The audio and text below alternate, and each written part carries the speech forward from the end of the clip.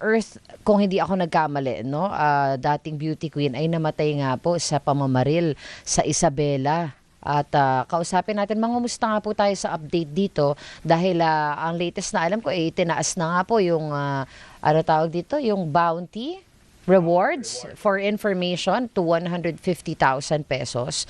Kausapin natin ating officer in charge ng Regional Public Information Office na Police Regional Office 2, si Police Major Sharon Malilin, ating makakausap ngayon. Major, good morning. Peter Atrica po joining you sa Balita Patan. Yes, ma'am. Good morning po and good morning po sa lahat po ng ating listeners and tagapanood. Major, ano po ang latest ukol dito nga sa kalunos-lunos sa pagpatay kay Miss Lulette Jane Ramilo de Guzman? Yes. Opo, go ahead please. Yes po, sir. So, inatasan na po ng ating Regional Director na si Police Brigadier Antonio P. Maralag Jr. ang Isabela Police Provincial Office po, sir, na kung saan po ay nagbuo po ng isang Special Investigation Task Force na kung saan po, sir, ay noong February 14 ay nagkaroon na po sila ng mga initial na meeting and investigation.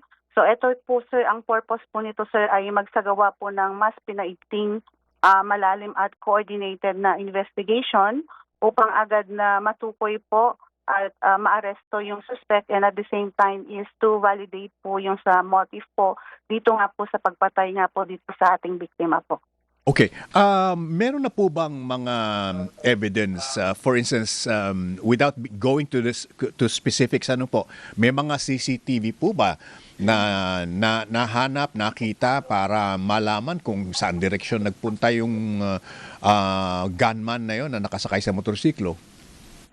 Yes po, sir. Based po doon sa meeting po nila noong February 14, so yun po yung mga ginawa po nila. So sa ngayon po, sir, ay sa mga as to the backtracking of the CCTV po, sir, ay may mga nakita na po sila, but then gaya na sabi niyo nga po, sir, ay for in-depth investigation po dito, sir, kasi yun isa rin tinitignan din po natin kung talaga po bang sinundan o kaya po ay naghintay po yung namaril doon po sa suspekto natin.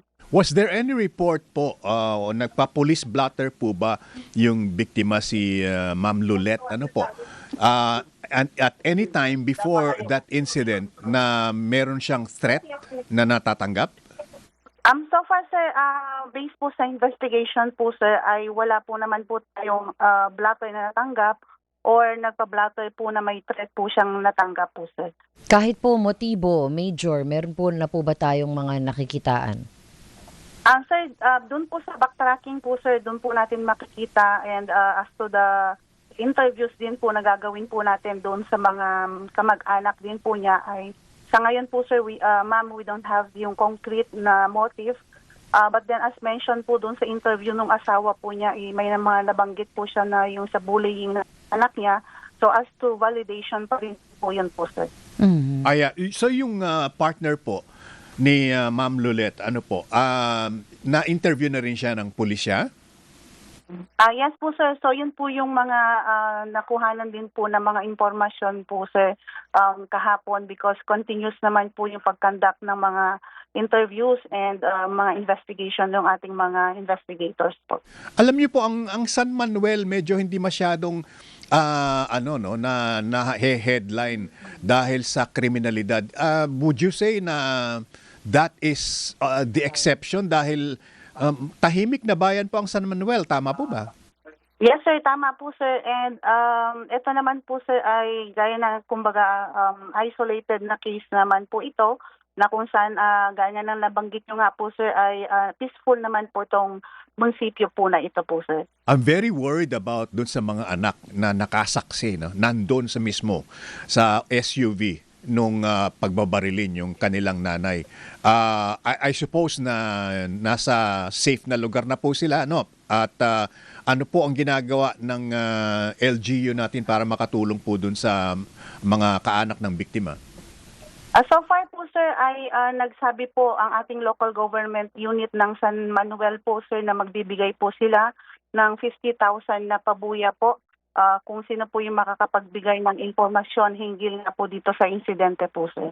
Opo, pero yun nga pong kumustahin lang din po namin the state po no ng yung kalagayan po ng kanyang mga anak, pati na rin po yung kanyang ama nakasama po niya nung nangyari yung insidente, Major. So far, dun po sa sinabi po ng asawa po niya ay na-trauma po yung mga bata. So itong ating mga kapulisan po naman po yung sa San Manuel Police Station po ay nag-augment o nabigyan po sila ng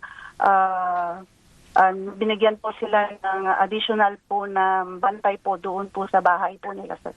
Hindi wala pong after that po wala naman pong nakita pa na any untoward incident. So far, ma'am, wala naman po after po noong shooting incident na nangyari po doon. Hindi din po nahuli o nahabol hot pursuit etong yung mga ano po salary na pumatay. So far, hindi po, ma'am. So yun po yung ating tinitignan sa CCTV footages na nakuha po nila kung saan, anong day po sila lumabas po, ma'am. Major Malilin, meron na po ba kayong, without revealing the names, no? Meron na ba kayong persons of interest? So far sa ngayon po, sir, ay wala pa po tayong person of interest. So hopefully, sir, this coming days ay magkakaroon po tayo dahil hinihintay din po natin yung result ng CCTV and of course yung result din po doon sa ballistic po na ginawa ng ating forensic unit po. Bakit po medyo matagal yata yung ballistic test? Usually ba ilang araw bago po malaman yun? So far kasi, sir, yung ballistic po ay dadalhin pa po sa national po natin, sa AME po. So hopefully po, sir, in a week meron na po tayo ng result po. Since ito po naman ay kaya po nagkaroon po tayo ng Special Investigation Task Force upang mapabilis at mapaigting po natin nga dito po sa pag-iimbestiga na po, sir. Ilan po ang na-recover na shells sa...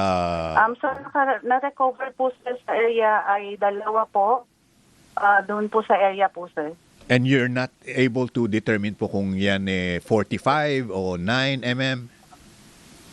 So far, sir, doon po sa initial po na sinabi ng ating mga investigador ay suspected po na caliber 45, but then ang makakapagsabi lang po doon, sir, talagang 45 po yung nagamit ay yung ating forensic. So yun po yung hinihintay po natin, sir. Is there any measure po? Meron po bang ginagawa ang ating PNP Isabela or San Manuel para po mapaigting yung seguridad ng bayan at least? Yes po, sir. So far, mas lalo pong intensify po natin yung police visibility and at the same time din po ay yung sa pagkandak ng mga checkpoints po natin sa mga borderlines. Hindi lang po, sir, sa bayan po ng San Manuel, kundi sa kabuuan po ng Police Regional Office po. Ayun, okay. Major, maraming salamat po. And we hope to have siguro in a day or two, tawagan po namin kayo ulit po para magkaroon ng update dito sa malagim na pagkakapatay kay Miss Lulette Jane Ramilo de Guzman. Thank you, Major. Thank you, Major. Thank you rin din po, ma'am, and good morning po. Opo, good morning po ating OIC na Regional Public Information Office ng Police Regional Office 2, si Major Sharon Malilin. Nakakalungkot ito, partner, no? Brings to mind yung yung isa pang beauty queen sa Batangas, si Catherine Camilo, na hanggang ngayon hindi pa rin resolba yung kaso. Sana itong sa kanya naman magkaroon ng movement. Ano po? 10 o'clock na exact. Alam mo ba na teacher siya? Ito